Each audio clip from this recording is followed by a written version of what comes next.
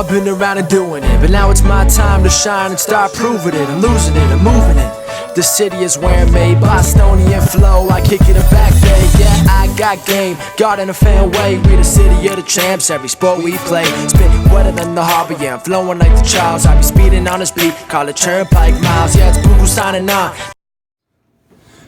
Welcome back, everyone, to another edition of Once a Week. I'm Giannouloudis, and I have an incredible special guest for you guys today. Someone who I've had the pleasure of watching grow in the mental health field in a therapeutic perspective, and I was able to work under her in so many cases.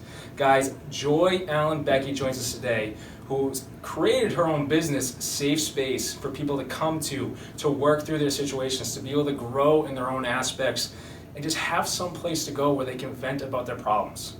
Guys, Joi is incredible. And Joi, I thank you so much for being on the show today, and I can't wait to dive into some messages with you. Great. Yeah. I'm looking forward to it. Yeah. So tell us, give us some of your background. How did you come to create Safe Space? Or what is Safe Space from your own perspective? Well, I've been a therapist for 6+ years, and I wanted people to have a safe space to come and just share, a place to be able to let their guard down. I know when I was a teenager, I had a trauma, and I had an adjustment counselor in high school who I was referred to see. And during that time, my family went through a lot of transition. We suffered a huge loss, and I had just started a new school, moved into a new town, and A lot of life changes. yes, Yeah. and this person was my safe space, Yeah. and she inspired me to do this work. Really? And so when I was thinking of a name, I just didn't want just to use my full name. Yeah. And add counseling onto it. So I wanted something that was meaningful. Yeah. And spoke to people when they were looking for services. And I thought, I use these words very often. Yeah, exactly. You lived through it. Yes. So that's where the name came from. That's awesome. And I've been able to watch Safe Space grow from when it was just a spark on a piece of paper to now where you're booked. You've got clientele that's growing day by day where you're trying to expand to groups to even reach more people, and you're trying to get people under you where you're trying to reach even more people. And from me being the perspective where I was able to work under you to learn how you help people, to help people through trauma because you've experienced it yourself. One, I learned so much. I was able to see your passion for it, but it's incredible to see how many people are actually dealing with something that everyone knows nothing about. Correct. And so when you're helping people and the mental health aspect is at play, what have you seen pop up with people a lot lately? Is it anxiety? Is there something with culture popping up? Does trauma come up a lot more and more from what we've seen? I would say for the most part I see a lot of depression, a lot of anxiety. And often I see the two together. Trauma I notice that more and more. And sometimes I have clients who will come for a specific reason. Could be depression or anxiety, and then when we dig deeper, we identify that there was trauma at some point. So sometimes they're not even aware that there was a trauma until we start to really get to know each other and uncover different things that happen in their past. Yeah. It being a safe space here, is it tough for people to come to a safe space in their own life, but more so come to a safe space with you? Well, I find that culturally, culture plays a big part, and I work. I say the majority of my clients are either from other countries or first generation. Yeah. Born here, and their specific culture may frown upon seeking services outside of home. You know, it might be, depending on the culture, it's, you know, you keep everything within the family. Exactly. You seek out religious services, and that's, you know, I'm not knocking that. I think that's great. I think, because I consider myself a spiritual person, so, and I think that's very important. Sometimes faith plays a big part in the healing process. Oh yeah, 100%. So I connect with a lot of my clients through that. Mm-hmm. But I may have a client who grew up in a household where it's not accepted for them to seek help outside and tell their personal information to a stranger. Yeah. And I'm a stranger. So some of my clients, they're coming to see me in secret. Yeah. And these are adults. You know, not necessarily, you know, children, they have to have an adult bring them here. So, but adult clients, sometimes they're, you know, no one knows. Their significant other, their family members don't know that they are seeking therapy. Yeah. So I think it's really brave of them to say, you know what, I was raised a certain way, and I have like a very strong religious foundation, which has helped, but I need some additional support. Yeah. So for them to come to make that call, and sometimes they're very nervous. They've never experienced therapy, and they are scared. Yeah. So I think that's very brave for them to put that aside and say, no, I need help, and I want to talk to someone, I need to talk to someone. Exactly, yeah. I find that that's a message that resonates with me, because with working under you, being in Brockton, being in all these areas, culture is a major factor with people we come across. But in many cultures of the world, mental health is just a new ground. Like spiritually, like we have that in our own backgrounds and religion and everything, and that's out there, believing in something. But the mental health field, like in America, it's becoming a very big topic because we all are dealing with something going on here. Culture overlooking that causes people to feel stuck in a box, you know, stuck, contained. They can't. They don't even want to talk about these problems. Them having a safe space to go to with you to be able to take a step into that anxiety, where people might not even know they're taking a step into that anxiety. Where if they can't tell their dad, they can't tell their grandfather, whatever the living situation is, where they can't tell someone, they come to you, and like you touched on the message right there, the brave are coming to you, and they're seeing progress. They're seeing their lives change. They're seeing the support that they need here at Safe Space. The anxiety, it starts to fade away, but that anxiety is so potent in the world, not even just culturally. And it's in everyone. Yeah. And Safe Space, just, I know you're so passionate to help people. You've created such a space where people, they can literally spark their lives again. Because they're not feeling like they need to hide or shy away. They're able to work with it. I think everyone deserves that. Yeah. Everyone deserves to have an environment where they feel comfortable to talk, to unload, to vent, to share, and not be judged. Everyone deserves that, and some of my clients, they've never had that.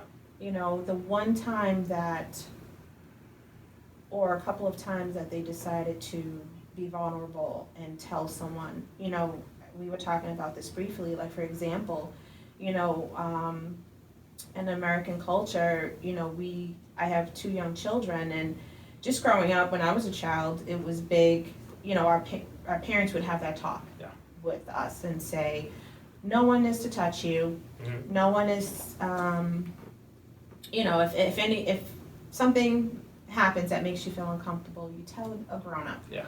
And some of my clients will come to me and say that they did that because it was drilled in their head that, you know, maybe outside the home with, you know, in school, or maybe watching TV, certain programs. It was, you know, drilled in their head that, you know, if someone touches you, or does something to you that makes you feel uncomfortable, you tell a grown up. And some of these clients did that. They told an adult that they experienced some type of trauma, and it didn't end well. Yeah.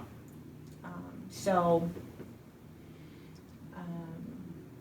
I think it's really important that, you know, now they're coming into therapy and they're trusting another adult, even though it kind of backfired on them in the past. Exactly. They're actually like, sometimes I don't get it out of a client until like, you know, a few sessions down the road, or many sessions down the road, because they've already opened up. They already trusted someone with this information, and they were made to feel like they were being dishonest or ashamed. And so they carried this on for years, decades. You know, I work with clients. My youngest client right now is 3, and my oldest one is in his 70s. So I mean, I have a very wide age range of clients I work with, but I'd say the majority of my clients are in their mid-20s, I would say. Yeah. So. Do you find with clients who are in their 20s that there's been significant traumas in the past, and like you just said, you can go talk to someone and then it gets overlooked. Now that you see these clients who possible, say 5 years old, went through a trauma of some sorts, now they're in their 20s, they're coming to you, they're finally finding a safe space where they can talk to someone about this. Do you feel that trauma, since it had to be overlooked and they had to put it in the back of their minds for so much, has actually connected to decisions they've made, decisions, how their life is now unfolding to the point where they find you? Yes, definitely. You know, I have clients that it's definitely affected their lives in so many different ways. They may choose certain relationships or partners that aren't healthy. They may self-medicate with substance abuse. I've seen it affect. It may come out. These feelings may come out in like anger. Everything under anxiety, depression. Yeah. You know, so I've seen it affect people in so many different ways because it was never addressed. And it was kind of like pushed down to the side, down. And they decided to deal with it in an unhealthy way. That's something that pops up so much, and why I wanted to make that significant point right there is we all go through something, we all are going through something that, you know, someone may know nothing about. But having a safe space to go to, having a place where you can go talk to someone who's not going to judge you, just like Joi with her clients. She doesn't judge anyone, she's here to help you through what you've been through and direct you in whatever way you bring to the table. But that's what we all need. If you've been through a trauma, if you've been through something and you've gone to tell someone and they turn you away, someone's gonna open the door for you. Someone's gonna shine light into that situation to help you out. Don't put it in the back of your mind. Don't black it out. Just, if you can get it out in some way, whether it's talking to someone like a safe space area, it's gonna heal you and prevent possible situations like you just touched on, where whether it's substance abuse, whether it's inappropriate relationships, whatever comes down the line.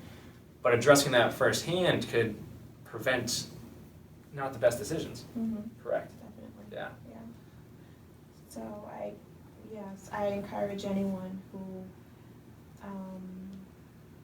opened up and it didn't end up in a positive way, or I encourage them to just keep trying and never give up, because there's someone out there that wants to help and has good intentions and just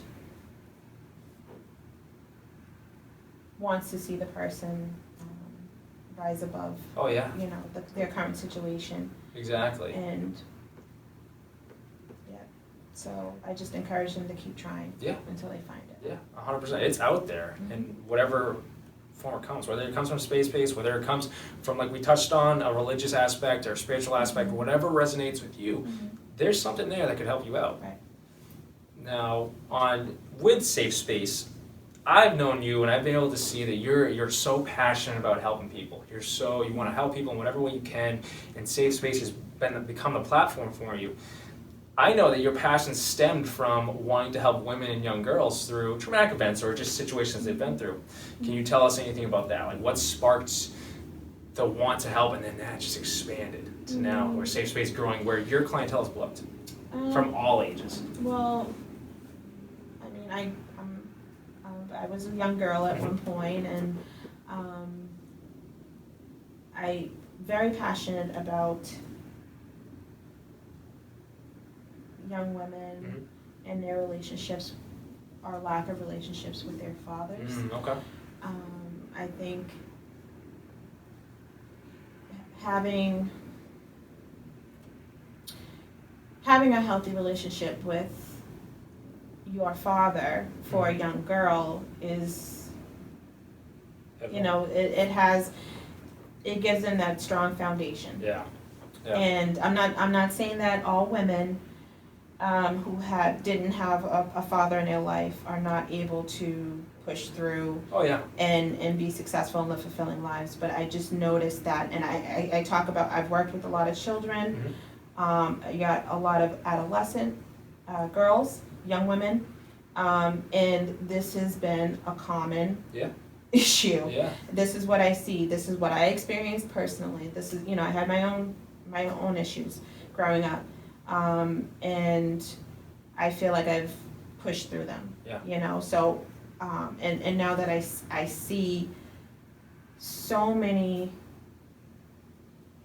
women, young girls come in my office and this topic comes up, I feel like this is an important subject to address, because I see that.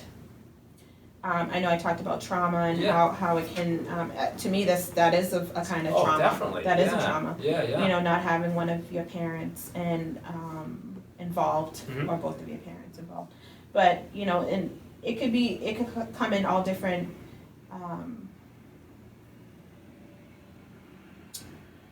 ways. The father could be kept away because of the mom. The father could be could be physically there but not emotionally. I've seen all different scenarios, but I've seen how it played out and how it's affected women, adult women. They never had that stable relationship with their father, and I see, when we start to, dig in and find out, relationships, certain decisions that were made, we start to see a pattern. And let me ask you this, because I think it's going to be helpful to people watching. When you come across a young girl or a woman and she comes into this aspect of not having her father there, how do you help her, because she hasn't had her father her entire life, how do you help her, one, cope with that, have the support there through Safe Space, but how do you help her make progress after that? Because if she hasn't had her father there from the beginning, now that she's older, and whatever age she comes in, how do you help her gain that strength and move forward? It depends on the person and the situation. I know I have a client now who, she's in her late teens. And maybe a few years back had an experience with her father that really affected her negatively. Yeah. And she still talks about it to this day. It wasn't, abuse or anything like that, but it was something traumatic for her. And I suggested, talking to her father, because she still has contact Okay, gotcha. with him. I've invited, I mentioned maybe her father can come to a session, because I think she's very shy, she's very, not very assertive, so in general, she has difficulty speaking up and advocating for herself, Gotcha. so, so just her talking about it is progress. Oh, 100%, yeah. So I'm trying to offer ways for her to address, and go to the source, address the issue. Yeah. Because her father is the source of The situation. a lot of Whatever's- other things. Everything going on. And so I'm trying to encourage her to talk to him or to go to the source, but offer her a place to do that, Yeah. with me being, Exactly. offering my support Yeah. to do that, because I think she's uncomfortable doing it on her own. I get that. So in that situation, just offering my support Yeah. and saying, you know what, I'll even call and invite Yeah. him to participate into a Yeah. participate in a session, and sometimes that's worked. I've reached out to the other parent, and the parent, agreed to come in. So, So it took baby steps to get to the point where this person was able to talk to her dad. Like they see, like as much as we know, like all right, if that's the situation right there, and you have contact to an extent, in a way, it takes people a long time to come to that step to be able to take. Right, So right. the baby steps, but the pivotal point is knowing that they have you in their corner. right. Exactly, because I find that with my own clientele where when they know Billy's in their corner, all right, at least I got someone. Mm-hmm. And that's the basis of safe space right here. Right. But helping people through these father situations, or a girl growing up without a father, Mm-hmm. you know what the aspect is. Mm-hmm. Coming to that Right. is tough for people. Right. But in the mental health field, that could be any situation. It doesn't have to be a father-daughter situation. Any Right. situation, we come in because we've been trained in the area Mhm. where, all right, this is what's going to happen. This is where it is. All right, let's just go for it. It doesn't work that way. There's a lot of people that need to take those baby steps. And that's something that I just want to get across to you guys. If it's tough for you to take the giant leap that could solve a situation, take the baby step. Find Joy at Safe Space where she can be your support, where if it's tough to just pick up the phone and just call, Joy did this for this young girl to be able to take that baby step, which probably opened the door to a whole lot of progress. Right. Exactly. Right. Having someone in your corner. Right. And it might, like you said, the baby steps. It could start off as, why don't we just try writing a letter? You know, and you don't necessarily have to give it to that parent. And I'm not trying to bash fathers, because there's great fathers out there. Yeah. I know plenty of them. And so, but I'm just saying, this is what I've experienced. Yeah. And these are the concerns that I've had come up in my office. Exactly. And so I'm only speaking on that. But I think that, there are very amazing fathers out there. But, and I know, what was that? I think So starting off with a letter might be a good way to, a baby step. Yeah. Just trying to get those emotions out. Yeah. Because sometimes, I have clients who have difficulty verbalizing certain feelings, or they have difficulty identifying feelings to begin with, and I might suggest just writing a letter or journaling, or just a way, whatever way helps you get it out. Maybe we can draw a picture, maybe we can work on an activity together. Just something, to get it out. And sometimes just talking about it is not, that person might not be ready to actually say it Yeah. or verbalize I it get that. just yet. So Yeah. So writing a letter, and not necessarily, if you don't feel comfortable giving it to that person right away, just write it, and you might hold on to it, you might burn it, you might and that helps throw it away. too. Getting it out, Yeah. holding it in is not helpful. Exactly. Right. Yeah. There's been other people that brought up the topic of journaling and I have always loved the idea of writing a letter, even if it's to yourself or something. But if you can get it out of here and put it on paper, it's out of there. Yes. And if a traumatic aspect is part of your life, at least you can get it out here, and that just starts the progress back there. And it's like the second you take that step, the baby step, your life starts to change. And I always love to tell people, because I think it's just so true in every single person's story, the baby steps you take now, looking back on your life, are actually the giant leaps that you took. Right. They add up. Exactly. And that's what you've done with Safe Space. Baby steps, I've seen you from the beginning. Baby steps came to this point now where clientele is just astounding. It's just full. But you're growing. You're growing to the point where you're having more people come to you, because this is a true factor. Needing a safe space to go to. It's a true factor, the mental health aspect in the world. It's a true factor where the anxiety that comes from just having someone there or not having someone there is every single one of us deals with it. We need someone in our corner, and that's what we've created here, Safe Space. Yeah.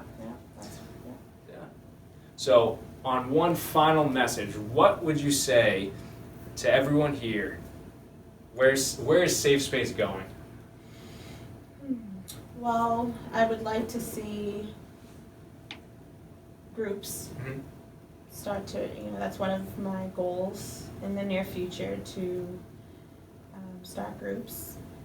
I have a few in mind. I'm just waiting on, getting enough people to start. I mean, you can't have a group with one person. So just, trying to find a group to start, and it doesn't have to be a large group, and eventually it will grow, but the three main topics that I wanted, that I felt had a need for a group, the first one was grief. Yeah, okay. And these are based on what I see a lot of in my sessions. So grief was one, and a grief support group. And the second was a woman empowerment group.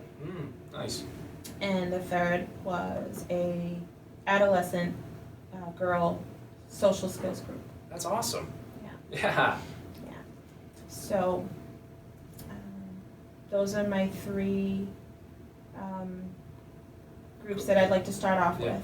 Yeah. I mean, I have so many ideas. Oh yeah, 100%. But right now, I want to start off with those three main things, because that's what I see the most of. Yeah, one baby step at a time. Yes. Exactly. Yeah. So hopefully within the next couple of months, I'll have those groups up and running. Next couple of months. You probably can get it done in a week. Guys, I've seen Joi take this entire Safe Space off the ground in a matter of months.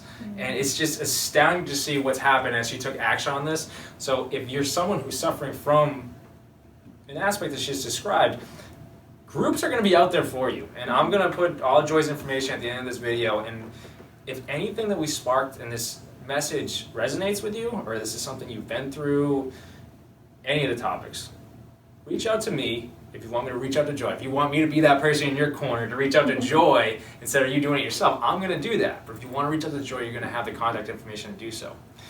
Guys, Joi is so knowledgeable. She's been through the experiences herself, which gives her the credibility to help people through these situations, these experiences, these traumatic events. And guys, keep your eyes out for Safe Space. It's growing fast, and I mean fast. And it's gonna be something so big that people are gonna be able to come to this to receive help whenever they need to. Keep your eyes open.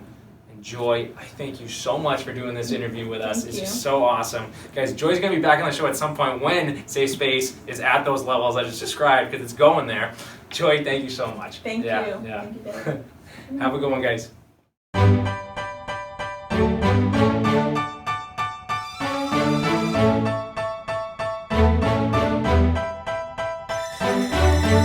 I've been around and doing it, but now it's my time to shine and start proving it. I'm losing it, I'm moving it. The city is where I'm made.